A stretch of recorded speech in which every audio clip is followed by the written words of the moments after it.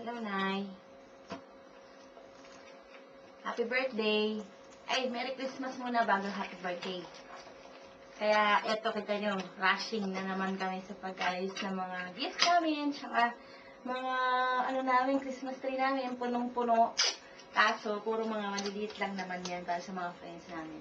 And, syempre kayo, gusto namin kayong padalan. Nito, pinakamalaki, kaso, malayo pa eh.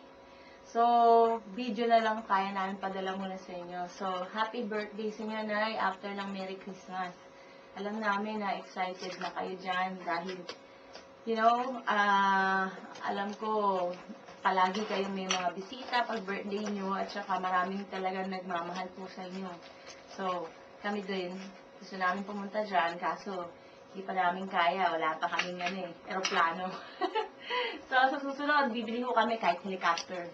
At saka yung mga bata, gusto rin nilang dyan, siguro makapag-Christmas dahil matagal na rin kami hindi nakapag-Christmas dyan. So, who knows, baka maka-ipon-ipon ho kami, baka madalaw namin kayo next Christmas.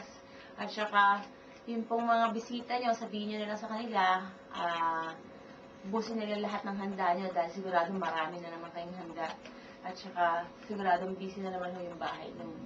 So, Nay, sana, ang wish po lang namin is happy, healthy, and maging sana malakas na malakas po kayo dyan. Ayaw namin magkakasakit kayo.